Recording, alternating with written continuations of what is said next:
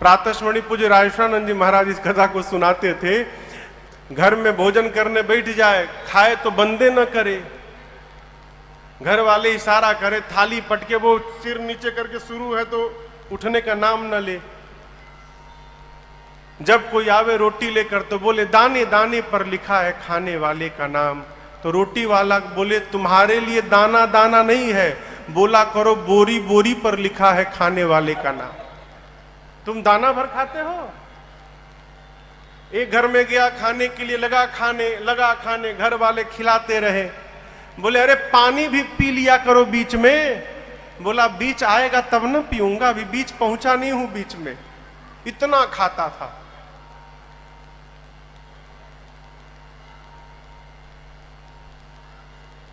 स्वामी जी कहा करते थे कोई ज्यादा नहीं खाता है, सब उतना ही खाता है जितना उसका खाता है।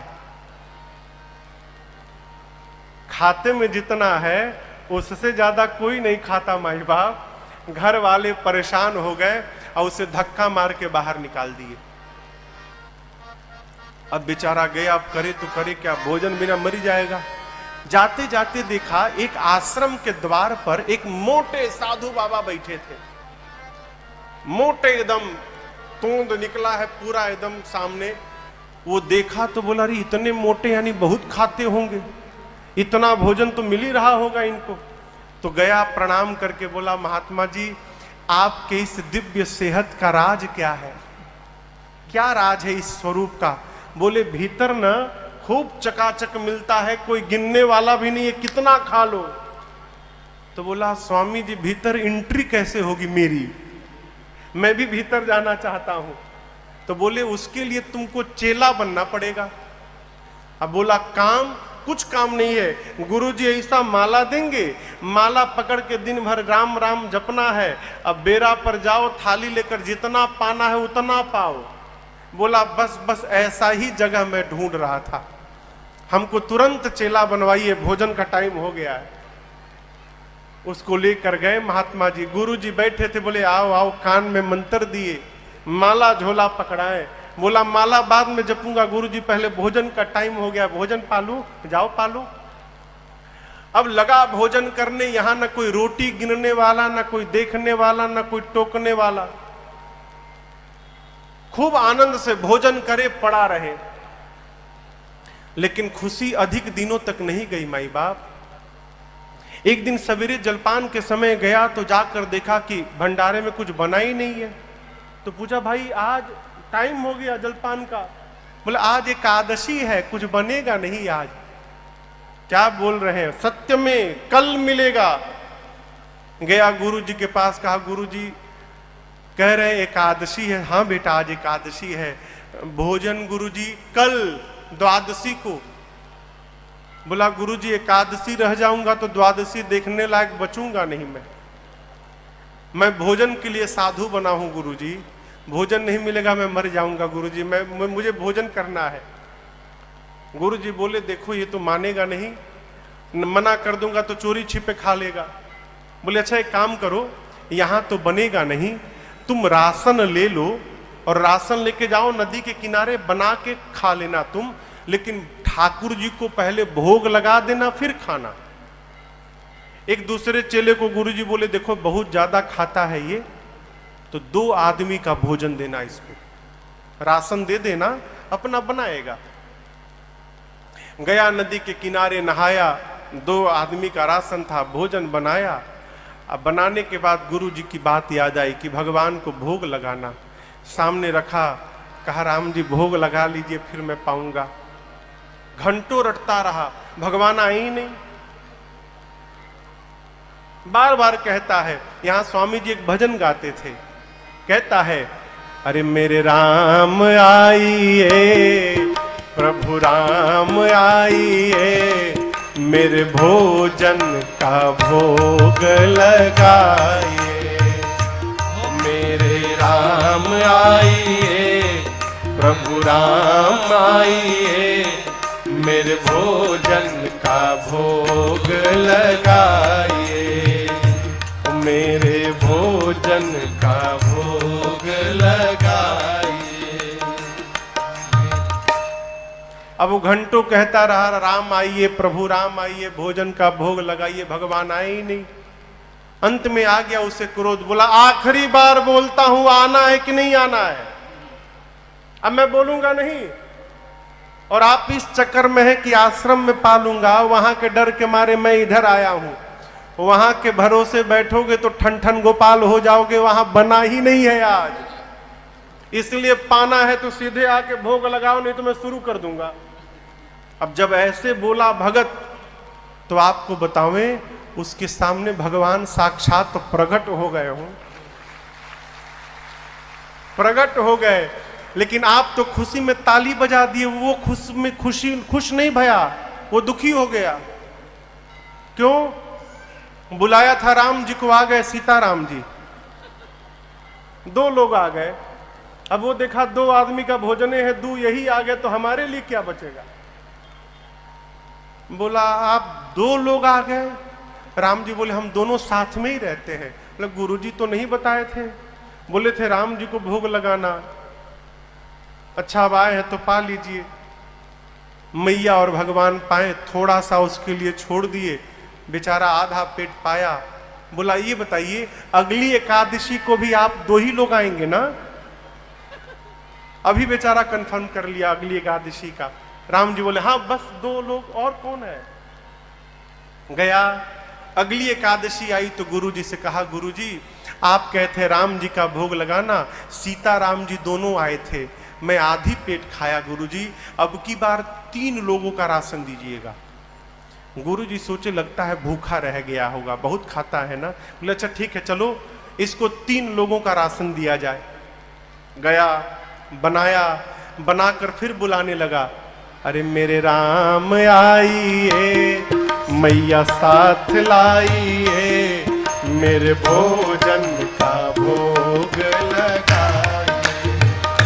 ओ मेरे राम आइए, मैया साथ लाइए, मेरे भोजन का भोग लगाइए, मेरे भोजन का भोग लगाइए, प्रभु भोजन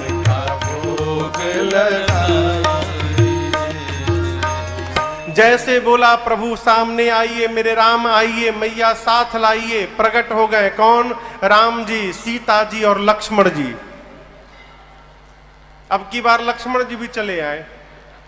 अब लक्ष्मण जी को देखते आग बबूला हो गया। बोला ये कौन है? लक्ष्मण जी बोले प्रभु कहां लेके चले आए, इतनी आदर से बोल रहा है मुझे मेरे बारे में। राम जी बोले मेरे भाई हैं ये, पिछली बार तो नहीं आए थे।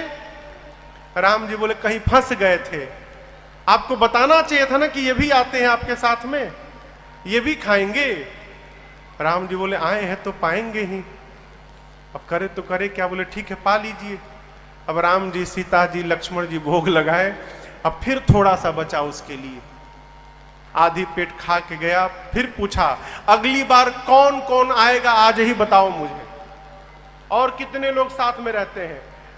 भगवान बोले कहीं भी देखिएगा तो हम ही लोग मिलेंगे, बस 3 लोग, और कोई है ही नहीं, बस मेरे भाई और ये सीता जी, 3 लोग। गया, अगली एकादशी के दिन बोला प्रभु नहीं हो पाया था, सीताराम जी के लिए ले गया, लक्ष्मण जी भी चले आए थे, मैं फिर आधी पेट रह गया था। अब की बार जोड़ने लगा, 3 वो, 3 मत 4 मान के चलो, कहीं एक और बढ़ा के ले आए तो 4 वो और 1 मैं। बोला अब की बार 5 लोगों का भोजन चाहिए। गुरु जी बोले इतना नहीं खाएगा, इतना कैसे खा लेगा, लगता है ये राशन बेचने लगा है। अब इसको रंगे हाथों पकड़ना पड़ेगा। गुरुजी उससे कुछ नहीं बोले और दूसरे चेले से बोले इसको 5 लोगों का राशन दिया जाए। राशन लेकर गया और उसके पीछे पीछे गुरुजी चल गए छिप के कि देखूं तो करता क्या है ये। जाकर गुरुजी एक पेड़ के पीछे छिप कर बैठ गए। ये गया, स्नान किया और स्नान करके आज भोजन बनाया नहीं, बनाने के पहले ही बुलाने लगा। क्यों? देख लूं कितने लोग आ रहे हैं। लगा बुलाने, अरे मेरे राम आइए, सीता राम आइए, भैया साथ लाइए, मेरे भोजन का भोग लगाइए। ओ मेरे राम आइए, सीता राम आइए, भैया साथ लाइए, मेरे भोजन का भोग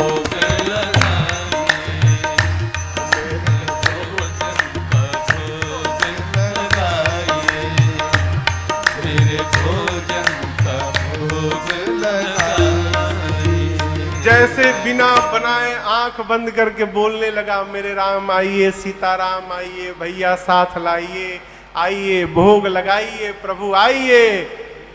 जैसे गाया प्रकट हो गए कौन? राम जी, सीता जी, लक्ष्मण जी, भरत जी, शत्रुघ्न जी, हनुमान जी।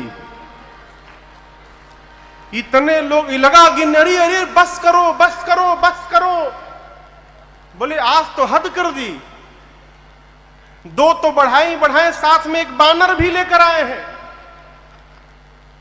अब चुपचाप बैठा, कुछ नहीं बोल रहा है। भगवान बोले कहां है, लाओ भोग लगाएं। बोले क्या लगाएं भोग? भोजन। कैसा भोजन बनाए? आज तो मैं बनाया ही नहीं। क्यों बनाऊं जब बनाने के बाद आज कुछ नहीं मिलने वाला है? पिछले दिन तो थोड़ा बच भी गया, आज 5 लोगों का लाया हूं, 6 आप ही आए हैं, एक मैं 7, तो आज तो कुछ मुझे मिलेगा नहीं। जब मिलेगा नहीं तो मैं क्यों मेहनत करूं? ये है राशन, अपने बनाओ खाओ भोग लगा के जाओ, मैं नहीं बनाऊंगा। बैठ गया, राशन सामने कर दिया, कहा बनाओ खाओ ला जाओ यहां से। भगवान बोले ठीक है चलो, राशन लाए हो ना, कम से कम हम लोग बना के भोग लगा लेंगे। हनुमान जी लगे कूद कूद कर लकड़ी लाने सामान, भरत जी अमनिया करने लगे सब्जी, सब लोग काम में लग गए। सीता जी भोजन बनाने की तैयारी करने लगी। ये चुपचाप बैठ के बुदबुदा रहा, बताओ आज भूखे मार डालेंगे, कल की द्वादशी नहीं देख पाऊंगा मैं, आज मर जाऊंगा मैं। 5 लोगों का भोजन भी लाकर बताओ नहीं भोजन मिल पाएगा मुझे। अब गुरु जी देखे, गुरु जी को कुछ नहीं दिखाई दे रहा है। गुरु जी देखे कि ये बना क्यों नहीं रहा है, चुपचाप बैठा है। तो गुरु जी गए, गुरु जी को देखते प्रणाम किया। गुरु जी बोले बेटा भोजन क्यों नहीं बना रहे हो?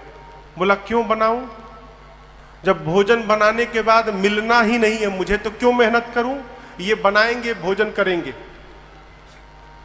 गुरु जी बोले बेटा 5 लोगों का राशन लाए हो, बनाओगे तो क्यों नहीं मिलेगा? तो बोला आपको ये राशन दिखाई दे रहा है और यहां बारात आकर बैठी है वो नहीं दिखाई दे रहा है।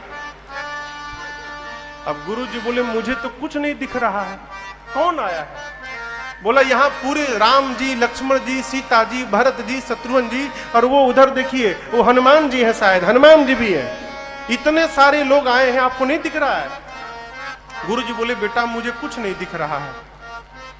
अब इसके लिए और समस्या लगा रोने राम जी के पास जाके, गुरु जी राम जी एक तो आज ऐसे ही मैं मरने वाला हूं भूख, ऊपर से आप मेरे गुरु जी को नहीं दिखाई दे रहे हो। गुरु जी सोच रहे हैं कि मैं झूठ बोल रहा हूं, प्रभु इतनी बड़ी समस्या में मुझे क्यों डाले हैं आप मेरे गुरु जी को क्यों नहीं दिख रहे हैं? राम जी बोले मैं तुमको तो दिखूंगा लेकिन तुम्हारे गुरु जी को नहीं दिखूंगा मैं। अब ये गया गुरु जी के पास, पांव पकड़ के कहने लगा गुरुदेव आप मेरा विश्वास करिए गुरुजी, सत्य में राम जी पूरे परिवार के साथ बैठे हैं और मुझसे कह रहे हैं कि वो केवल मुझे दिखाई देंगे, तुम्हारे गुरु जी को नहीं दिखाई देंगे। अब गुरु जी ये बात सुने तो रोने लगे और शिष्य अपने गुरु की आंखों में आंसू नहीं बर्दाश्त कर पाया हो, गया राम जी के चरणों को पकड़ के वो शिष्य रोने लगा, कहा प्रभु आप मुझे दिख रहे हैं, मेरे गुरुदेव को क्यों नहीं दिख रहे हैं? मैं तो कुछ नहीं करता हूं, केवल नकली साधु बना हूं प्रभु भोजन करने के लिए। मेरे गुरुजी तो कितने ज्ञानी गुरुजी हैं, आपके भजन में भी लगे रहते हैं, आप इनको क्यों नहीं दिख रहे हैं? राम जी ने कहा बेटा ये सत्य है कि तुम्हारे गुरुजी बहुत ज्ञानी हैं, लेकिन एक बात कहें, जितने सरल तुम हो उतने सरल तुम्हारे गुरुजी नहीं है, इसलिए मैं केवल तुमको दिखाई पड़ूंगा, तुम्हारे गुरुजी को नहीं दिखाई पड़ूंगा। भगवान के चरणों को पकड़ के रोने लगा वो। कहा प्रभु मेरे लिए आप एक बार गुरु जी को दर्शन दीजिए। तो भक्त के कारण भगवान ने पूरे परिवार के साथ, पंचायतन दरबार के साथ, उनके गुरुदेव भगवान को भी राम जी ने दर्शन दिया और शिष्य के कारण गुरु जी को भगवान का दर्शन प्राप्त हुआ और गुरु जी भी कृतार्थ।